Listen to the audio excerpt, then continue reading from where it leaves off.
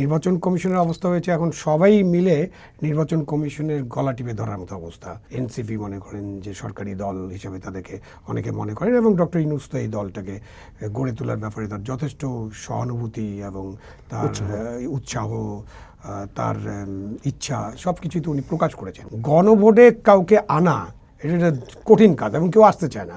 মানুষজনের কাজ ছেড়ে গণভোটে হা না দিতে আসবে নাকি? 48টার মধ্যে হয়তো 40টার ব্যাপারে আমার পছন্দ আছে, হ্যাঁ, আর 8টার ব্যাপারে আমার পছন্দ নেই, না দিব আমি। তো আমি কোথায় দিব, কিভাবে দেব?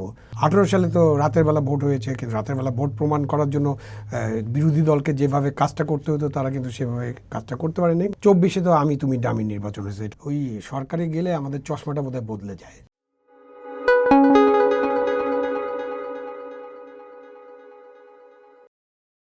12ই ফেব্রুয়ারি জাতীয় সংসদ নির্বাচন ও গণভোট, দুই ভোটের উত্তাপে উত্তপ্ত বাংলাদেশ। নির্বাচনের প্রস্তুতি, নির্বাচন কমিশনের ভূমিকা, সরকার ও প্রশাসনের প্রস্তুতি ইত্যাদি নিয়ে রাজনৈতিক মহল সরগরম। প্রতিদিনই এক দল আরেক দলের বিরুদ্ধে অভিযোগ করছে এবং নির্বাচন কমিশন বিরুদ্ধে পক্ষপাতের গুরুতর অভিযোগও এনেছে কোনো দল। একই সঙ্গে গণভোট ও জাতীয় সংসদ নির্বাচন এটি নতুন অভিজ্ঞতা। এই অভিজ্ঞতা কিভাবে সামাল দেবে নির্বাচন কমিশন ও সরকার, সেই প্রশ্ন সামনে এসেছে। নির্বাচনের প্রার্থিতা প্রত্যাহারের সময় সীমা শেষ হয়েছে আজকে, কাল প্রতীক বরাদ্দ, এরপরে আনুষ্ঠানিক প্রচার শুরু হবে। যদিও আনুষ্ঠানিক প্রচারের আগেই অনেক প্রার্থী দল প্রচারে নেমে গেছে এবং এ নিয়ে নির্বাচন কমিশনের পক্ষ থেকে বিভিন্ন বিভিন্ন প্রার্থীর বিরুদ্ধে অভিযোগ দায়ের করা হয়েছে, জরিমানাও করা হয়েছে, শোকজ করা হয়েছে। সার্বিকভাবে নির্বাচনের পরিবেশটি কেমন আছে এসব নিয়ে আমরা কথা বলবো সাবেক সচিব ও রাজনৈতিক বিশ্লেষক আবু আলম শহীদ খানের সঙ্গে। ধন্যবাদ সৌরভ ভাই, আপনাকে স্বাগত। ধন্যবাদ। সার্বিকভাবে নির্বাচনের পরিবেশটি কিভাবে দেখছেন? সার্বিকভাবে আপনি যে উত্তাপের কথা বলছেন সেটা রাজনৈতিক মহলে একটু উত্তাপ আছে, এবং নির্বাচন কমিশন অভিমুখে মাঝে মাঝে মিছিল যাচ্ছে, বিভিন্ন দাবি দেওয়া তারা বলছেন। নির্বাচন কমিশনের নিরপেক্ষতা নিয়েও কেউ কেউ প্রশ্ন তুলছেন। এইটুক উত্তাপ ঠিক আছে, বাট জনমনে নির্বাচন নিয়ে যে খুব সাড়া পড়েছে এমনটা না, কারণ এখন নির্বাচনী প্রচার তো শুরু হয়নি, প্রতীক বরাদ্দের পরে শুরু হওয়ার কথা। ঢাকা শহরে আমি তেমন কোনো নির্বাচনের প্রচার দেখি নেই, মানে কিছুই নাই। ঢাকার বাইরেও আমি গ্রামে গিয়েছিলাম, এবং গ্রাম থেকে যে লোকজন আসে বা যাদের সাথে যোগাযোগ হয় তাদেরকে জিজ্ঞেস করলে তারা বলেন যে নির্বাচনের ব্যাপারে মানুষের তেমন কোনো উৎসাহ এখনো দেখা যাচ্ছে না। আরেকটা জায়গা না থাকার কারণটা কি? উৎসাহ না থাকার কারণ নির্বাচনে কারা প্রতিদ্বন্দ্বিতা করছেন, সকলেই প্রতিদ্বন্দ্বিতা করছেন কিনা, তার পছন্দের প্রার্থী আছে কিনা, তাদের কাছে যাওয়া হচ্ছে কিনা, নানাবিধ বিষয় থাকবে। এটা আমাদের নির্বাচনের যে প্রচারণা শুরু হবে ফর্মালি, আনুষ্ঠানিক প্রচারণা, তারপরে বোঝা যাবে যে তাদের উৎসাহ কতটা আছে। আর একটা বড় দল তো নির্বাচনে অংশগ্রহণ করতে পারছে না, তাদের কার্যক্রম নিষিদ্ধ। সো তাদের কাছে যে ভোটার পার্সেন্টেজ আছে সেটা আমরা সবাই জানি, কমাতেও তো 25-30-এর নিচে নামানো যায় না অনেক সময়। তো এইসব মিলিয়ে যে নির্বাচনের বর্তমান পরিবেশে আবার নির্বাচন সুষ্ঠু হবে কিনা সেটা নিয়ে প্রশ্ন। নির্বাচন হবে কিনা এটা একটা $1 ট্রিলিয়ন প্রশ্ন, মানে লক্ষ কোটি টাকার প্রশ্ন। বাংলাদেশে এই প্রশ্ন অনেকে করেন যে আদৌ নির্বাচন হবে কিনা। আবার কেউ বলেন নির্বাচন হলে নির্বাচন সুষ্ঠু হবে কিনা। তো নির্বাচন সুষ্ঠু হবে কিনা এই প্রশ্ন কেন আসে বিকজ রাজনৈতিক দলগুলোই তো বলছে লেভেল প্লেইং ফিল্ড নাই, ভারসাম্য নেই, এই নির্বাচন কমিশন একদিকে ঝুঁকে আছে। মানে নির্বাচন কমিশনের অবস্থা হয়েছে এখন সবাই মিলে নির্বাচন কমিশনের গলা টিপে ধরার মতো অবস্থা।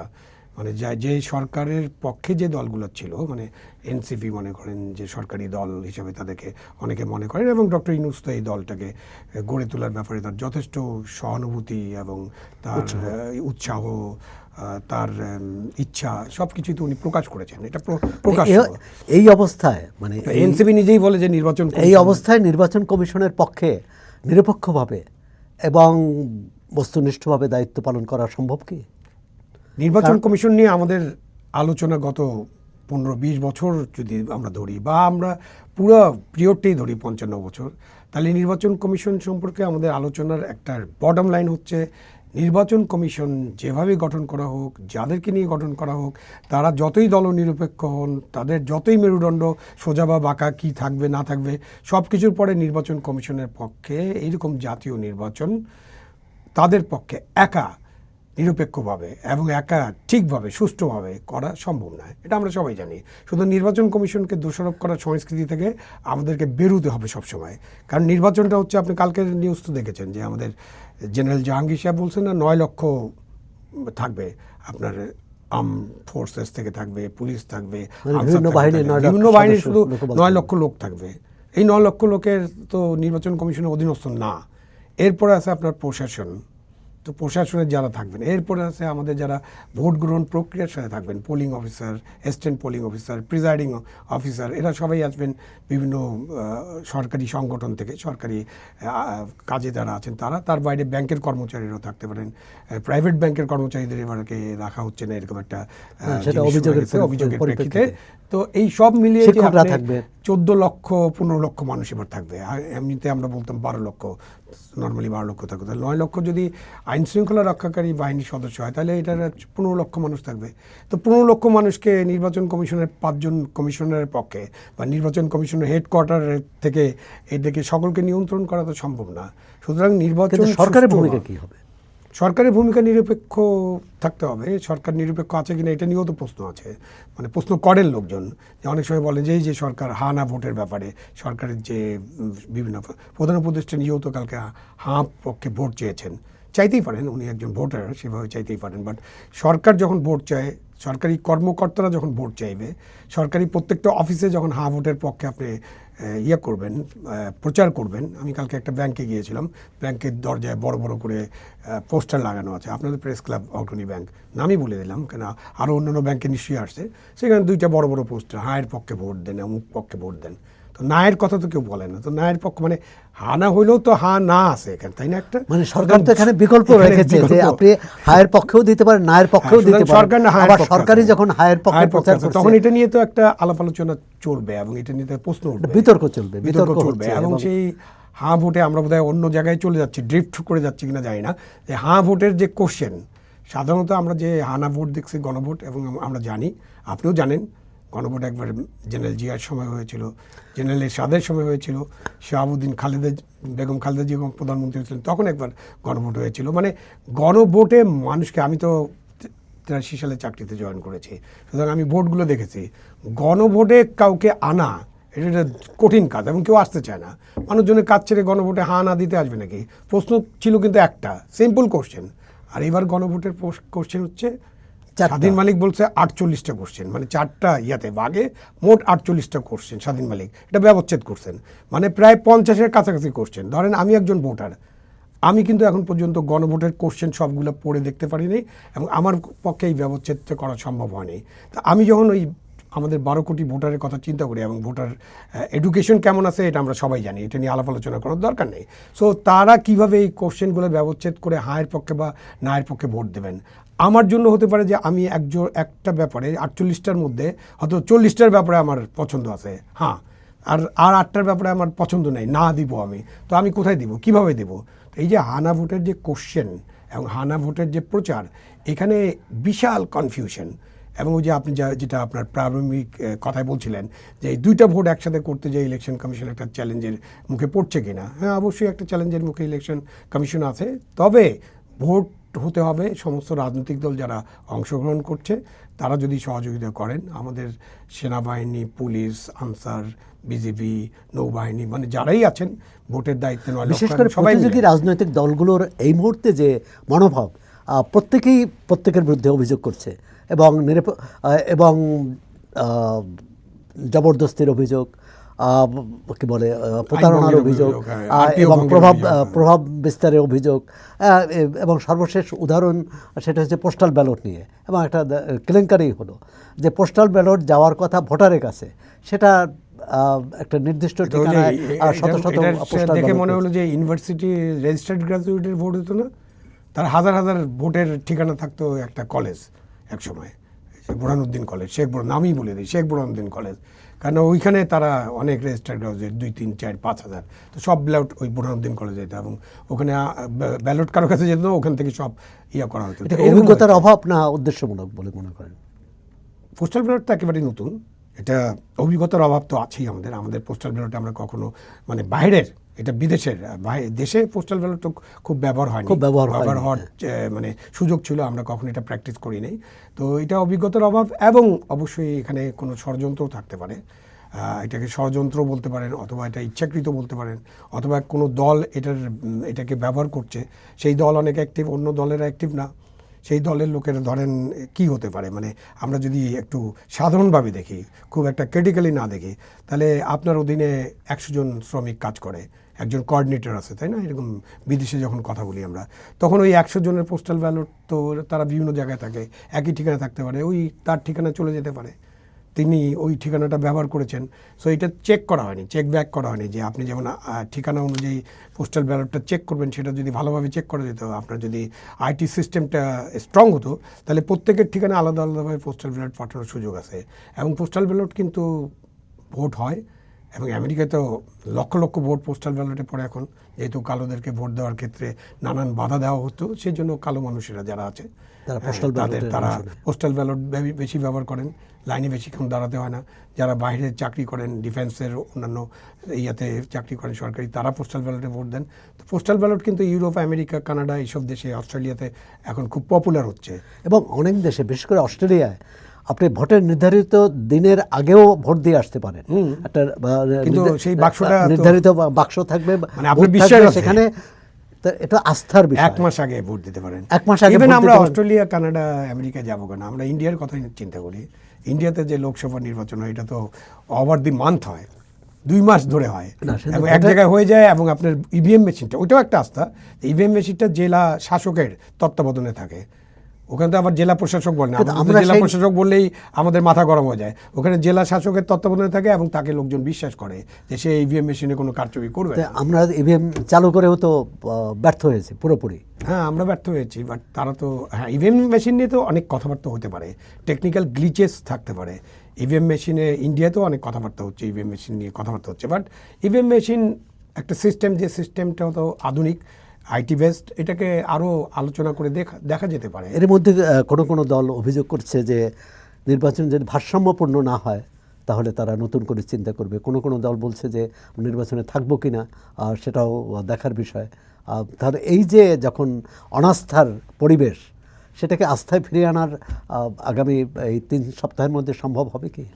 দেখেন, আস্থা ফিরিয়ে আনার, যেটা আমরা নির্বাচন কমিশন নিয়ে আলোচনা করছি, নির্বাচন কমিশন মনে করেন 100% না, 90%। আমরা একটা থ্রেশহোল্ড ধরি, আসলে 100% কেউ কোনো কাজ 100% করতে কখনোই হয় না। তো 90% করলে আমরা স্যাটিসফাইড, কেউ আবার 80-85 হলেও স্যাটিসফাইড হবে না এই দেশে।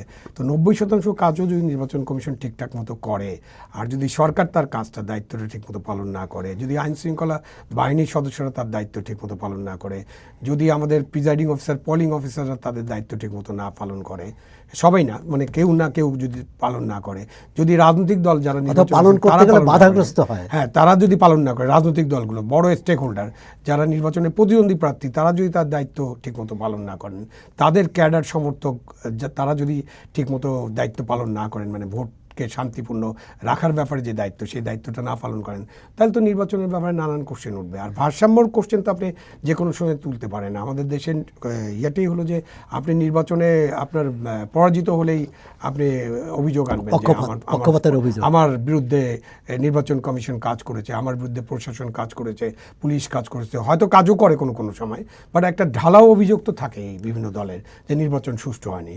এই যে আস্থার পরিবেশ আনার জন্য হয়তো সময় লাগবে। তত্ত্বাবধায়ক সরকার যে গড়ে তোলা হয়েছিল বা গঠিত হয়েছিল আন্দোলনের মধ্য দিয়ে 96 সালে, তো সেটা কিন্তু আমাদেরকে অনেকগুলো ভালো নির্বাচন উপহার দিয়েছে। এবং তত্ত্বাবধায়ক সরকার ব্যবস্থাটা বাতিল করার ফলেই কিন্তু নানান ক্রাইসিস, সংকট তৈরি হয়েছে। তো এখন তো অন্তর্বর্তীকালীন সরকার, এটা তত্ত্বাবধায়ক সরকার চেয়ে উচ্চ মার্গের সরকার আপনি বলতে পারেন। গণঅভ্যুত্থানের মধ্য দিয়ে একটা সরকার, এই সরকার একটা ভালো, সুন্দর এবং প্রধান উপদেষ্টা ভাষা ইতিহাসের সেরা নির্বাচন দেবে, এটাই তো প্রত্যাশা জনগণের। শতাব্দীর সেরা নির্বাচন বলেছেন উনি। আমি জানি না, শতাব্দী তো মাত্র আজকে 26 সাল, তো 26 বছর, এখন শতাব্দী তো আরও 75 বছর বা 74 বছর হবে। এই শতাব্দীতে কি আর কোনো ভালো নির্বাচন হবে না? সুতরাং ভালো নির্বাচন একটা ওনার প্রত্যাশা, এটা আমরা বলি, ওটা রিটোরিককে রিটোরিকে না যাই, আমরা আমাদের প্রত্যাশা একটা ভালো নির্বাচন, ভোটারদের প্রত্যাশা একটা ভালো সুষ্ঠু নির্বাচন, এবং নির্বাচনের মধ্য দিয়ে ক্ষমতার পালাবদল বা সেবা দানকারী যে রাজনৈতিক দল বা যারা জনগণের সেবা করতে চান তাদের পালাবদল হবে, তারা দায়িত্ব পাবেন। তো এইটা করার জন্য সরকারকে নিশ্চয়ই সচেষ্ট হতে হবে। সরকার হাঁ ভোটের জন্য যথেষ্ট সচেষ্ট আছেন, সরকার কিন্তু ওই নির্বাচন সুষ্ঠু করার ব্যাপারে ব্যাপারে কিন্তু কথাবার্তা তেমন বলছেন না। তাহলে তো তাদেরকে দুটোই বলতে হবে। তো এখন হাঁ ভোটের ব্যাপারটা তো, না ভোট হাঁ ভোট কী হবে সেটা সরকারের কাজ করছেন, এবং সরকারি কর্মচারীরা মূলত এই কাজটা করছেন। সেটাও একটা নিরপেক্ষতার প্রশ্ন এসে যায় কিনা, কারণ সকল সরকারি কর্মকর্তাদের কেন হাঁ ভোটের পক্ষে আপনি নামিয়ে দেবেন কাজ করার জন্য? বর্তমানে অন্তর্বর্তী সরকার দায়িত্ব নিয়ে যেত এবং তাদের প্রধান 3টি লক্ষ্যের মধ্যে নির্বাচন একটি। আপনি দীর্ঘদিন প্রশাসনে ছিলেন, প্রশাসনের শীর্ষ পদে ছিলেন, এবং একটি রাজনৈতিক সরকারের সময় 5টি সিটি কর্পোরেশন নির্বাচন হয়েছিল। রাজনৈতিক সরকার মানে আওয়ামী লীগ সরকারের সময় 2013 সালে জুন মাসে, সে সময় আপনি স্থানীয় সরকার মন্ত্রণালয়ের সচিবের দায়িত্বে ছিলেন, এবং সেই নির্বাচনে রাজনৈতিক প্রভাব প্রতিপত্তি ইত্যাদি ছিল। এইসব উপেক্ষা করেও সুষ্ঠু নির্বাচন হয়েছিল, এবং সেখানে আওয়ামী লীগের দুর্দণ্ড প্রতাপ অগ্রাহ্য করে বা প্রতাপ প্রতিরোধ করে ভালো ভালো প্রার্থী ছিলেন, ভালো, এবং দুই পক্ষেই ভালো প্রার্থী ছিলেন, কিন্তু বিরোধী দলীয় প্রার্থীরা জয়ী হয়েছিলেন। সেই অভিজ্ঞতাটা যদি বলেন, এবং পরবর্তীকালে আমরা আর সেরকম নির্বাচন পেলাম না কেন? আসলে 2013 সালে যখন জুন মাসে নির্বাচনটা হয়, মানে তার আগে তো 2 মাস আগেই তো আমরা নির্বাচনের আয়োজন করার জন্য, বা 4-5 মাস আগে আমরা নির্বাচনের আয়োজন করার জন্য একটা অ্যাডভান্স নির্বাচন ছিল। আসলে ডিসেম্বর পর্যন্ত কিন্তু আমাদের মেয়াদ ছিল ওই সিটি কর্পোরেশনগুলোর। তো দেশের সার্বিক পলিটিক্যাল পরিস্থিতি এবং অন্যান্য পরিস্থিতি বিবেচনা করে আমরা চিন্তা করলাম, সরকার চিন্তা করলেন, আমরাও লোকাল গভর্নমেন্ট থেকে, যেহেতু ওইটা লোকাল গভর্নমেন্ট ইস্যু, ওটা জাতীয় নির্বাচন ছিল না, তো আমরা চিন্তা করলাম যে একটা নির্বাচন করা যেতে পারে, এবং নির্বাচনে দেখি জনগণ তার ভোটাধিকার ভালোভাবে প্রয়োগ করতে পারে কিনা।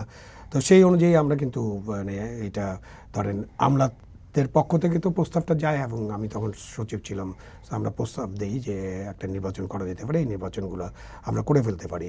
তখন নির্বাচন কমিশনটা জুন মাসে একটা সময় দেয় এবং নির্বাচনটা হয়। সেই নির্বাচনে কোনো দলীয় হস্তক্ষেপ করার কোনো সুযোগ রাখা হয়নি, এবং আমরা সেটা করিনি। তারও আগে আপনার নারায়ণগঞ্জের নির্বাচন কথা মনে আছে, সেখানেও কিন্তু আওয়ামী লীগের একেবারে খুব শক্তিশালী প্রার্থীকে আইভি পরাজিত করেছিলেন বিপুল ভোটে, এবং আইভি কিন্তু আওয়ামী লীগের প্রার্থী ছিলেন না। তো এই যে আপনি 6টা সিটি কর্পোরেশন ধরতে পারেন পরপর, 5টা তো 4টা একদিনে হয়েছিল, পরে গাজীপুরটা হয়েছিল। তো এই নির্বাচন সুষ্ঠুভাবে করার জন্য স্থানীয় সরকার বিভাগের পক্ষ থেকে আমরা সর্বোত্তক চেষ্টা করেছিলাম। নির্বাচন কমিশনের সাথে আমাদের যে কোঅর্ডিনেশন সেটা খুব উচ্চ পর্যায়ে ছিল, একেবারে প্রধান নির্বাচন কমিশন এবং নির্বাচন কমিশনের সাথে নারায়ণগঞ্জ নির্বাচন নিয়েই বেশি টেনশন ছিল। সেটাকে যখন আমরা ওভারকাম করতে পেরেছি, তখন নির্বাচন কমিশন স্থানীয় সরকারের বিভাগের উপর একটা আস্থা রেখেছিলেন, এবং আমাদের মন্ত্রী ছিলেন আশরাফ সাহেব, উনি তো সোজা ছিলেন, সৈয়দ আশরাফ, উনি বলেছিলেন যে আমরা নির্বাচনে কোনো প্রভাব খাটাবো না। তখন প্রধানমন্ত্রী ছিলেন শেখ হাসিনা, এবং শেখ হাসিনাও এটাতে কমিটমেন্ট ছিল যে তিনি নির্বাচনে তার দলীয় প্রভাব খাটাবেন না, যতটুকু নির্বাচন কমিশন এবং নির্বাচন অ্যালাউ করে সেটাই করা হবে। আই এম ভেরি লাকি, আমি নিজেকে খুব ভাগ্যবান মনে করি যে ওই সময়টাতে নির্বাচন হয়েছিল, এবং আপনি নিজেই বলছেন যে আপনি তো সাংবাদিকের দৃষ্টিতে দেখেছেন, তো আপনি কাভারও করেছিলেন। সেই সময় নির্বাচন নিয়ে নিশ্চয়ই খুব কম অভিযোগ এসেছিল, এবং আওয়ামী লীগের খুবই শক্তিশালী প্রার্থীরা, এবং তারা কিন্তু ওই সব এলাকায় চেহারা বদলে দিয়েছিলেন। বরিশালের কথা যদি চিন্তা করেন, হিরণ সাহেব বরিশালের চেহারা চেঞ্জ করে দিয়েছিলেন, রাজশাহী খায়রুজ্জামান লিটন, ইয়াতে তালুকদার আব্দুল খালেক, চেহারাই পরিবর্তন করে দিয়েছিল, বাট তারপর জনগণ হয়তো ভোট দেয়নি। এই ইস্যুতে পরবর্তীতে আমার একটা নির্বাচনের কথা মনে পড়ে, আপনার কিরণ বেদীর কথা নিশ্চয়ই মনে আছে, যে আইজি প্রেসিডেন্ট ছিলেন, যিনি পুরো জেল সিস্টেমকে চেঞ্জ করে দিয়েছিলেন। তিনি দিল্লিতে একটা নির্বাচন করেছিলেন এবং পরাজিত হয়েছিলেন। তখন কিরণ বেদীকে সাংবাদিকরা জিজ্ঞেস করলো যে তুমি কেন পরাজিত হলো, তুমি এত পপুলার মানুষ, তোমাকে মানুষ তো ভালোবাসে। তখন বলে এটা আমি পরাজিত হয়নি, পরাজিত হয়েছে আমাদের রাজনৈতিক দল। উনি বিজেপির প্রার্থী ছিলেন, যে বিজেপির যে রাজনৈতিক এজেন্ডা সেটা মানুষ হয়তো পছন্দ করেনি। তো ওই নির্বাচনের ব্যাপারে আমার কাছে মনে হয়, আমি যখন ওই পিছনের দিকে তাকাই, তখন মনে হয় যে ওই নির্বাচনে আওয়ামী লীগ প্রার্থীরা খুব ভালো ছিলেন, সিলেটের প্রার্থীর বাদে আর বাকিরা খুবই ভালো প্রার্থী ছিলেন বলবো। তো সেই প্রার্থীরা পরাজিত হয়েছিলেন তাদের রাজনৈতিক দলের এজেন্ডার কারণে। তার আগে এই যে ইসলামী আন্দোলনের অনেক আন্দোলন ছিল, দেশে একটা ভোটের ব্যাপারে হেফাজত একটা আন্দোলন ছিল। সব মিলিয়ে তাদের যে রাজনৈতিক এজেন্ডা, সেই রাজনৈতিক এজেন্ডা হয়তো জনগণ পছন্দ করে নেই। তো এইটা আমরা বলতে পারি যে ওই সরকারের থাকা অবস্থায় সেই সরকার প্রধান এবং সেই সরকারের মন্ত্রী বা সেই সরকারের যারা মন্ত্রী সভার সদস্য ছিলেন, এমপিরা ছিলেন, তারা কিন্তু এই নির্বাচনে কোনো প্রভাব বিস্তার করেনি। সো একটা ভালো নির্বাচন করা কিন্তু সম্ভব হয়েছিল। এটা প্রমাণ করে রাজনৈতিক সরকার এটা প্রমাণ করে রাজনৈতিক সরকারের অধীনেও ভালো নির্বাচন করা সম্ভব। একইভাবে আরেকটি গুরুতর অভিযোগ, সেই নির্বাচনে যে বিরোধী দলের যে প্রার্থীরা জয়ী হয়েছিলেন, বিশেষ করে গাজীপুর এবং সিলেটের যে যারা মেয়র হয়েছিলেন, তাদের কিন্তু সরকার দায়িত্ব পালন করতে দেয়নি। নানাভাবে শপথ গ্রহণ করেছে, কিছুদিন দায়িত্ব পালন করেছে, কিন্তু তাদের জেল জুলুমের শিকার হতে হয়েছে।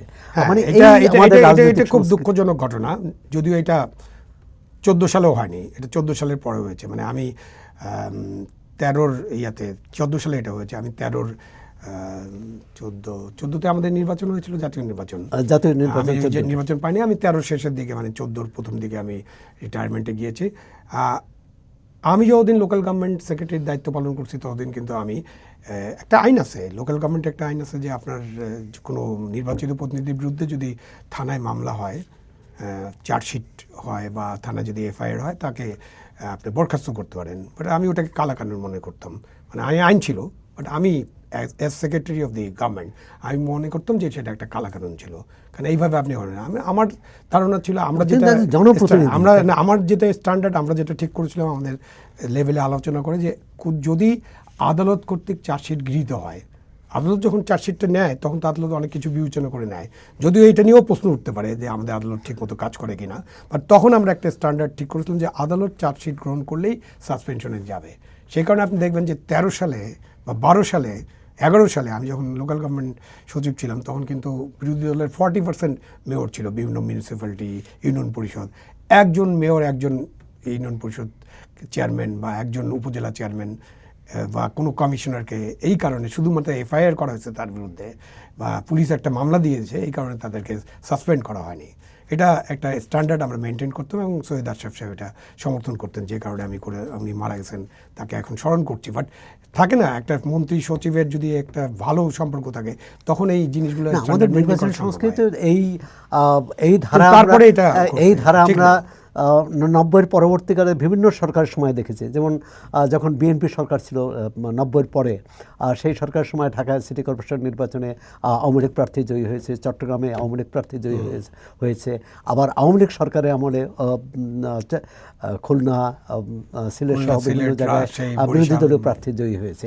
এইটাও গণতন্ত্র তো শুধু 300 আসনের গণতন্ত্র না, গণতন্ত্র তৃণমূল থেকে সর্বোচ্চ পর্যায় পর্যন্ত যে গণতান্ত্রিক সংস্কৃতি এবং বিরোধী দলকে তার কথা বলার, তার ভোটাধিকার প্রয়োগের এবং জনপ্রতিনিধিত্ব করার যে সুযোগ দেওয়ার কথা, সেখান থেকে আমরা অনেক দূরে সরে গেছি, যে কারণে এত বড় এইটা লোকাল গভর্নমেন্টকে যে স্ট্রেংথেন করার কথা আমাদের দলগুলো, রাজনৈতিক দলগুলো বলে। আমাদের যে 72 সংবিধানে যে কমিটমেন্ট আছে, স্থানীয় সরকারতে আলাদা চ্যাপ্টারই আছে।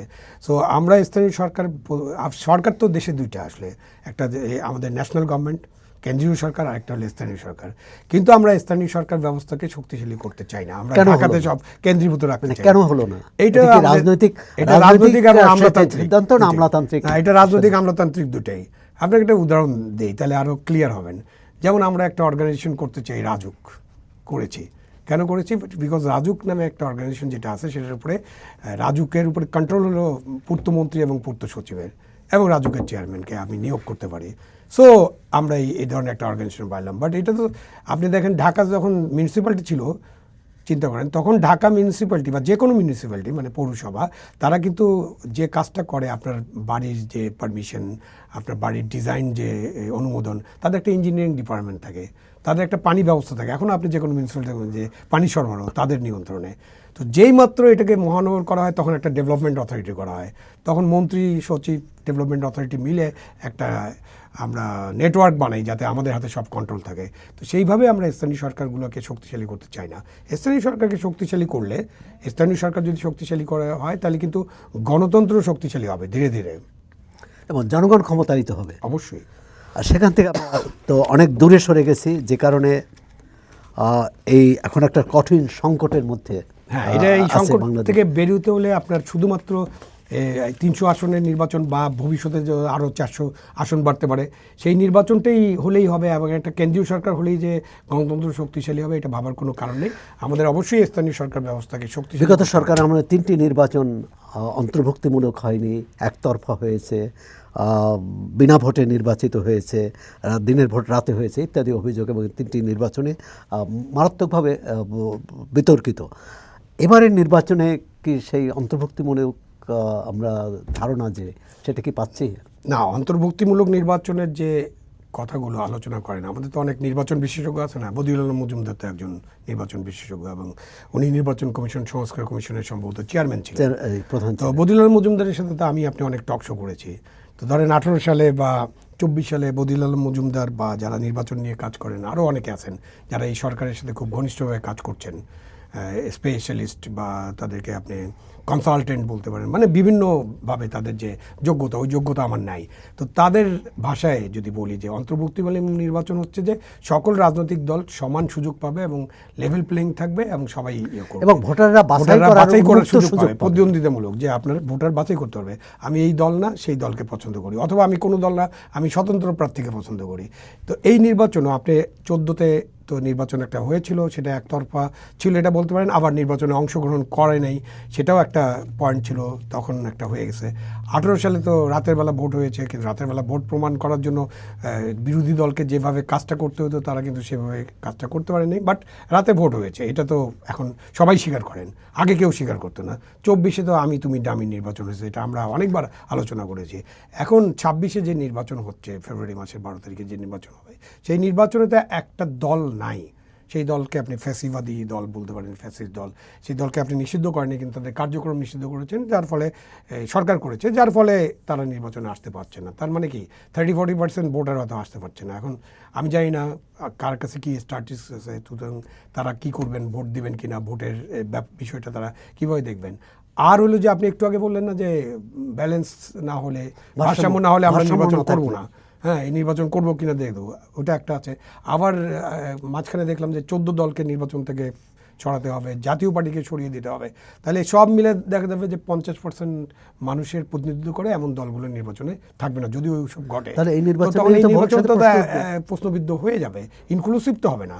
এখন জাতিসংঘ তো বলেছে, বা অন্যান্য আমাদের যারা বন্ধু রাষ্ট্র যাদের কথা আমরা বারবার বলি, এবং আমাদের ওই তাদের কথা অনুযায়ী তো একটা ইনক্লুসিভ নির্বাচন হতে হবে। কিন্তু তারা তো আবার কেউ কেউ ইউরোপীয় ইউনিয়ন সহ কেউ কেউ ব্যাখ্যা দেওয়ার চেষ্টা করছেন যে ভোটারদের উপস্থিতি হচ্ছে অন্তর্ভুক্তিমূলক, দলের অন্তর্ভুক্তি। এই কথাটা ইউরোপীয় ইউনিয়নের কথাটা একসময় বোধহয় শেখ হাসিনার মুখেও আমরা শুনেছি যে নির্বাচনে কে আসলো কে গেল না, বা অন্য নির্বাচন কমিশন অন্য দল আসলো না আসলো, হ্যাঁ কোনো দল আসলো কিনা বা কেউ আসলো কিনা, দাদা ভোটার গেল কিনা, তো দেখা গেছে ভোটারও যায় না, তাই না? তো এখন আপনি ভোটার নিতে পারবেন কিনা, আপনি কি সংখ্যা প্রকাশ করছেন এই নির্বাচনে ভোটাররা যাবেন না বলে মনে করতেছেন? আমি এখনই সংখ্যা প্রকাশ করবো না, আমরা দেখতে হবে, আমরা তো একই পথ চলি, সুতরাং আমরা জানি যে ওরকম সংখ্যা প্রকাশ করার কারণ নেই, কিন্তু একদল ভোটার যে তাদের তো রিপ্রেজেন্টেশন নাই, সুতরাং তারা কি করবে এটা আমরা এখনো জানি না। তো ভোটারের সংখ্যা যদি নর্মাল ভোটার, তাহলে ইউরোপিয়ান ইউনিয়নকে একটা কথা বলতে হতো যে আপনার 87% ভোটাররা ভোট দিয়েছে আপনার 2009-এর নির্বাচনে, 87%, ওটা হাইয়েস্ট ছিল, আর অ্যাভারেজটা হচ্ছে 75%। তাতে 75% ভোটারকে যদি আমরা উদ্বুদ্ধ করতে পারি এবং ভোটাররা যদি সত্যি সত্যি নির্বাচনে যান এবং তাদের পছন্দের প্রার্থী বেছে নিতে পারেন, তাহলে এটাকে অংশগ্রহণমূলক না বলার কোনো কারণ থাকবে না। বাট সেটার জন্য তো আমাদেরকে অপেক্ষা করতে হবে। আর শুধু ভোটারদের পার্টিসিপেশনে নির্বাচনে অংশগ্রহণমূলক হলে বিভিন্ন দল যখন নির্বাচনে থাকবে না, রাজনৈতিক দলগুলো এটাকে কীভাবে নেবে সেটা কিন্তু একটা ইম্পর্টেন্ট এজেন্ডা। গত 1.5 বছরে সংখ্যালঘু সংশ্লিষ্ট 645টি অপরাধমূলক ঘটনা ঘটেছে। প্রধান উপদেষ্টার কার্যালয় থেকে বলেছে এর মধ্যে 71টি হচ্ছে সাম্প্রদায়িক ঘটনা, আর বাকিগুলো সাধারণ অপরাধ ঘটনা।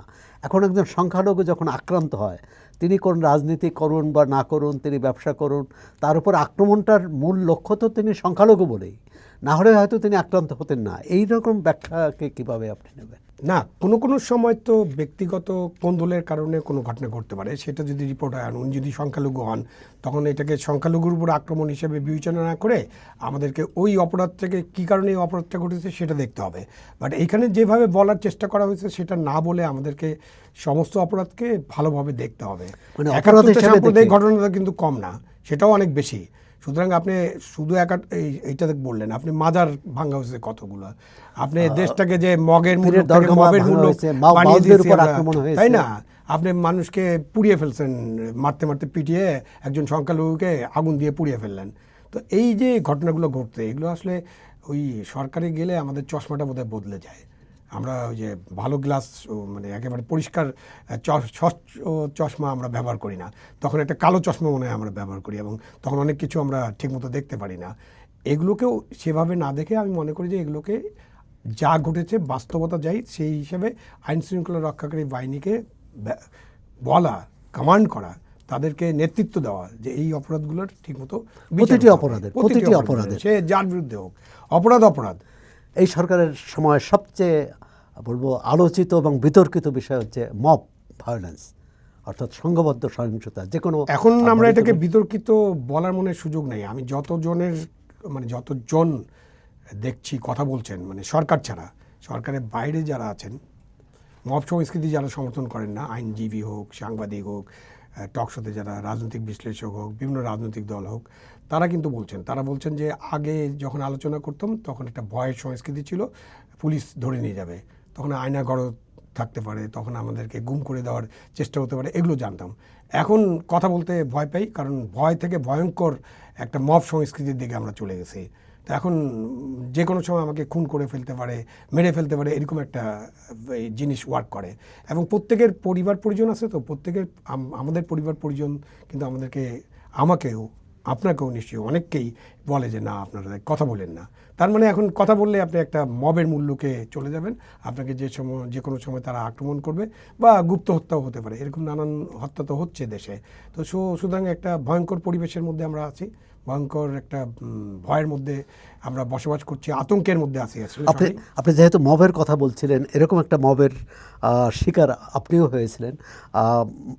মঞ্চ ৭১-এর একটি অনুষ্ঠানে একটি গোলটেবিল বৈঠক ছিল, যেখানে আপনি উপস্থিত ছিলেন এবং আরও অনেক বিশিষ্ট ব্যক্তি উপস্থিত ছিলেন। হ্যাঁ, কারো বিরুদ্ধে যদি অভিযোগ থাকে তার সেটির মামলা থাকলে করতে পারে, কিন্তু সেখানে এমন কি ঘটনা ঘটলো যে যারা সেটি আয়োজন করলো তাদের বিরুদ্ধে মামলা হলো, তাদেরকে জেলে পাঠানো হলো। আপনাকে এই বিষয়টা তো যেটা ঘটেছে সেটা আপনিও দেখেছেন, ফলো করেছেন নিশ্চয়ই সাংবাদিক হিসাবে, যে ওখানে তো মব যে হামলা করলো, ৭১ মঞ্চ ৭১ যে আয়োজনটা করেছিল সেটা হলো বাংলাদেশের স্বাধীনতা এবং আমাদের সংবিধান নিয়ে একটা আলোচনা, জাস্ট একটা একাডেমিক ডিসকাশন, একটা আলোচনা, এবং একটা গোপন জায়গায় না, একটা প্রকাশ্য জায়গায়, রিপোর্টার্স ইউনিটি। এবং রিপোর্টার্স ইউনিটিতে এরকম আলোচনা হরদম হচ্ছে, এখনও হয়, আপনার প্রেস ক্লাবে হয়, যে বিভিন্ন হোটেল রেস্টুরেন্টও আয়োজন করেন আলোচনার। তো সেই আলোচনাতে যারা উপস্থিত ছিলেন তাদের উপরে মব করা হলো, পুলিশ তাদেরকে সুরক্ষা দেওয়ার নাম করে যখন গ্রেপ্তার করেনি, নিয়ে গেল যে আপনাদের নিরাপত্তা দেওয়ার জন্য আমরা নিয়ে যাচ্ছি, পরে গভীর রাতে তাদের বিরুদ্ধে একটা মামলা দেওয়া হলো, সন্ত্রাস বিরোধী আইনে মামলা দেওয়া হলো। মানে সন্ত্রাস করলো কে, আর মামলা হলো কাদের বিরুদ্ধে? তো সেখান থেকে 16 জনের মতো গ্রেপ্তার করা হয়েছিল। পরবর্তীকালে আমাকেও বাসা থেকে গ্রেপ্তার করা হয়, আমি জানতাম না আমার বিরুদ্ধে কী মামলা আছে। পরে আমাকে যখন ডিবি অফিসে নেওয়া হলো, ওখানে গেলাম, সারা রাত থাকলাম সেখানে। তারপরের দিন আমার সাথে এখন পর্যন্ত আমার আইও সাহেবের দেখা হয়নি, কোনো পুলিশ অফিসার আমার সাথে কথা বলেনি, আমাকে রিমান্ডেও নেওয়া হয়নি, মানে নেয়নি কোনো কারণে। তারপরে আমার সাথে এখনও কথা হয়নি। তারপরে ওই মামলায়, একই মামলায় সন্ত্রাস হিসাবে আমাকেও চালান করে দেওয়া হয়। আরেকজন সচিবকে গ্রেপ্তার করা হয় তার রিসোর্ট থেকে, আপনার পটুয়াখালীতে। তো তাকে ভূঁইয়া শফিকুল ইসলাম, তাকেও এই একই মামলায় আসামি করা হয়েছে। তো আমি তো জানি না আমি কখন কোথায় কী সন্ত্রাস করলাম, বা ওনারাও কেউ জানেন না।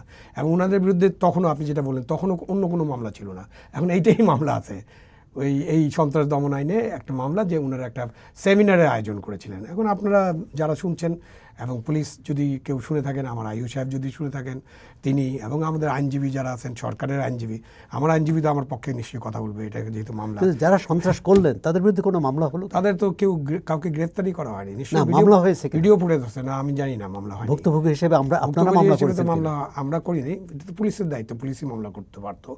এখন কি মামলা করবেন? আমি ভুক্তভোগী হিসাবে হয়তো ভবিষ্যতে চিন্তা করব যে মামলা করা যায় কিনা। মানে অর্থাৎ মামলা করার ক্ষেত্রেও আপনি ভয়ের মধ্যে আছেন। অফকোর্স, এটা বললাম তো, আমরা ভয়ঙ্কর আতঙ্কের মধ্যে আছি, অনেকেই না, দেশে একটা ভয়ঙ্কর আতঙ্কের চলছে। এই আতঙ্ক থেকে মানুষ তো মুক্ত না। মানুষ তো এখন আপনি তো এই ঢাকা শহর দেখেছেন। এই ঢাকা শহর একসময় 24 ঘন্টা চালু একটা শহর ছিল। এখন ঢাকা শহরে বিভিন্ন এলাকা, আপনি উত্তরা, মোহাম্মদপুর, মিরপুর, এইসব জায়গায় রাত 9টার পরে কিন্তু শুনশান হয়ে যায়। এমনকি আমি যে এলাকা থেকে ইস্কাটন, এই শুনশান হয়ে যায় 9টা-10টার পর পরেই। তো এখন মানুষ নিশ্চয়ই এই আতঙ্ক থেকে বেরোয় আসবে। একটা নির্বাচন যদি হয়, একটা সুষ্ঠু ভালো নির্বাচন যদি হয় 12 তারিখে, এবং তার মধ্য দিয়ে যদি ক্ষমতায় একজন রাজনৈতিক দল আসেন, তারা যদি চান, হয়তো এই দেশের অবস্থার উন্নতি হবে, এটা প্রত্যাশা করতে আমরা কোনোভাবেই প্রত্যাশা করি না যে এরকম ভয়ের সংস্কৃতি থাকুক, মানুষ আতঙ্কে ঘর থেকে বের হতে পারবে না, বা বের হলে আক্রান্ত হবে। এর থেকে একটা উত্তরণ প্রয়োজন, এবং আগামী নির্বাচনের মধ্য দিয়ে এই উত্তরণটি ঘটবে বলে আমার সবারই প্রত্যাশা। আবু আলম শহীদ খান, চর্চায় সময় দেওয়ার জন্য আপনাকে ধন্যবাদ। ধন্যবাদ আপনাকেও, চর্চাকে অনেক ধন্যবাদ যে আমাকে ডেকেছেন আপনারা। এতক্ষণ আমরা কথা বললাম সাবেক সচিব ও রাজনৈতিক বিশ্লেষক আবু আলম শহীদ খানের সঙ্গে। আপনারা চর্চার সঙ্গে থাকুন, চর্চা দেখুন, চর্চা পড়ুন।